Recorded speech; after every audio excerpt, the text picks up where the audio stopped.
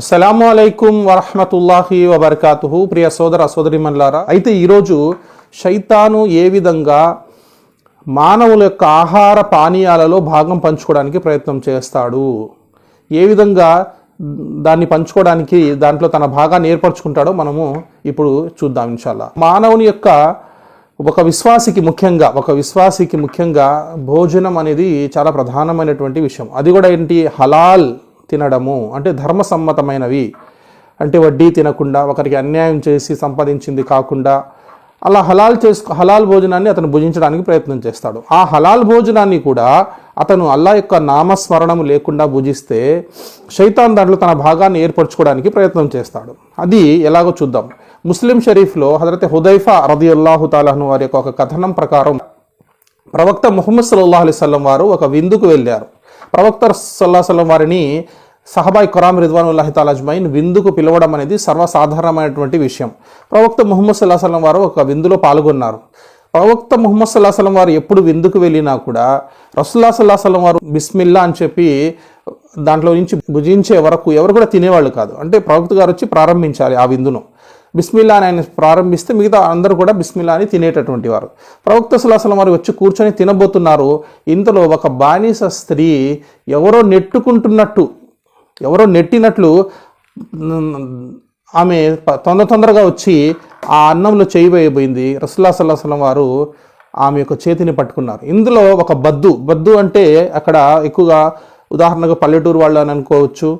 అక్కడ ఉన్నటువంటి నోమాడ్స్ అంటే సంచార జీవి ఎవరైతే ఉంటారో వాళ్ళని ఎక్కువగా బద్దు అని చెప్తారు అరబీలో.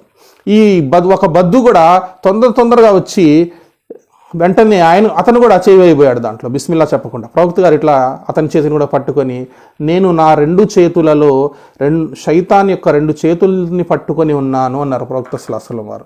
మరియు ప్రవక్త సల్లల్లాహు అలైహి వసల్లం వారు అంటున్నారు, వెంటనే శైతాన్ ఈ భోజనాన్ని హలాల్ చేసుకోవడానికి, అంటే ఏ భోజనం అయితే ఆ బిస్మిల్లాని పఠించమో దాంట్లో శైతాన్ యొక్క భాగం ఏర్పరచుకుంటాడు.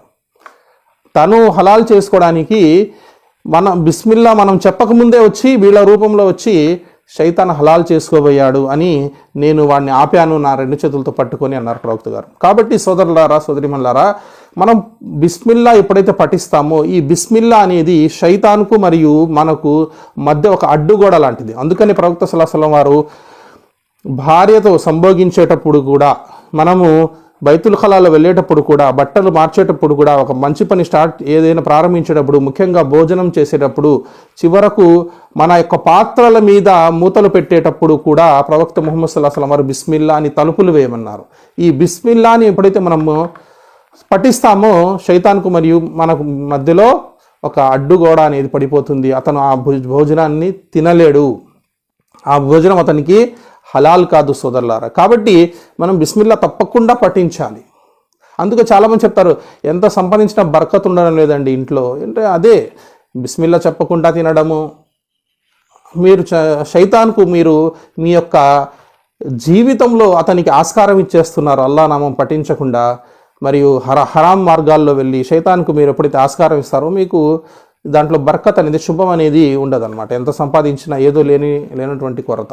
కాబట్టి మనం తప్పకుండా బిస్మిల్లా పఠించి భోజనం చేయాలి, లేకపోతే శైతాన్ దాన్ని హలాల్ చేసుకుంటాడు. ప్రవక్త ముహమ్మద్ సల్లల్లాహు అలైహి వసల్లం వారు అందుకే ఉన్నారు, ఎప్పుడైతే మగ్రిబ్, ఇంతకుముందు కూడా మనము దాని గురించి చర్చించుకున్నాం, ఎప్పుడైతే మగ్రిబ్ సమయం అవుతుందో మీరేం చేయండి, బిస్మిల్లా పిల్లల్ని ఇంట్లోకి పిలుచుకొని బిస్మిల్లాను తలుపులు వేయండి. మరియు రాత్రిపూట మీ యొక్క పాత్రల మీద బిస్మిల్లాని మూతలు పెట్టండి, నీటిపై కావచ్చు, భోజనాల మీద కావచ్చు, అన్నిటి మీద అన్నారు ప్రవక్త గారు. కాబట్టి మనము బిస్మిల్లాని మూతలు పెట్టాలి, లేకపోతే శైతాన్ వచ్చి అందులో తన హలాల్ చేసుకోవడానికి లేదా శైతాన్ దాంట్లో తన ప్రభావాన్ని చూపడానికి ప్రయత్నం చేస్తాడు. కాబట్టి ఇది తప్పకుండా మనం చేయాలి. ఒకసారి ఒక వ్యక్తి, అలాగే చాలామంది నిలబడి తింటుంటారు, ఎడమ చేత్తో తింటారు, ఇది కూడా శైతాన్కి తినిపించినట్లే. ఒకసారి ఒక వ్యక్తి నిలబడి, ముస్నద్ అహ్మద్లో ఒక హదీస్ ఉంది, ఒక వ్యక్తి నిలబడి నీళ్లు తాగాడు. ప్రవక్త గారు అన్నారు, దాన్ని ఒక పిల్లి కానీ ఏదైనా జంతువు దాన్ని హలాల్ చేసుకోవడము, పిల్లి హలాల్ చేసుకోవడం నీకు సమ్మతమేనన్నారు. లేదంటే పిల్లి కన్నా కూడా ఎక్కువ నష్టపరిచేవాడు దాన్ని తాగాడు అని చెప్పారు, నిలబడి తాగితే. కాబట్టి నీళ్ళు కూర్చొని తాగడానికి మనం ప్రయత్నం చేయాలి. కుడి చేత్తో తాగాలి, బిస్మిల్లా అని చెప్పి తాగాలి. అప్పుడు శైతాన్ దాని మీద ప్రభావం చూపడు, దాని మీద హలాల్ చేసుకోలేడు శైతాన్ దాంట్లో. ఒక వ్యక్తి భోంచేస్తున్నాడు ప్రవక్త గారి కాలంలో, బిస్మిల్లా మర్చిపోయాడు, మధ్యలో గుర్తుకొచ్చింది. ప్రవక్త గారు అన్నారు బిస్మిల్లాహి ఫీ అవ్వలహు ఆఖిరహు అన్నాడు అతను. ప్రవక్త గారు చెప్తే, అంటే దీని ముందు మరియు చివరిలో నేను అల్లా యొక్క నామం తీసుకుంటున్నానని. ప్రవక్త గారు అన్నారు శైతాన్ తిన్నదంతా కక్కేశాడు.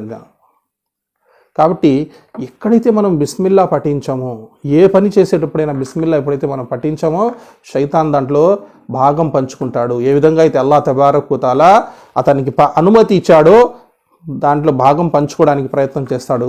కానీ ఎప్పుడైతే మనం అల్లాహ్ను స్మరిస్తామో, అల్లాహ్ యొక్క నామాన్ని మనం స్మరిస్తామో, వెంటనే శైతాన్ వెనక్కి తగ్గుతాడు, బలహీనుడైపోతాడు.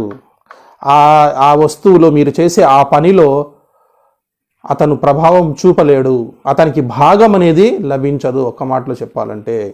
కాబట్టి సోదరులారా, సోదరిమణులారా, మనము తప్పకుండా బిస్మిల్లా అనే భోజనం చేయాలి. బిస్మిల్లా అనే నీళ్ళు ఏది చేసినా కూడా, భుజించినా కూడా కుడి చేత్తో బిస్మిల్లా అని చేయాలి.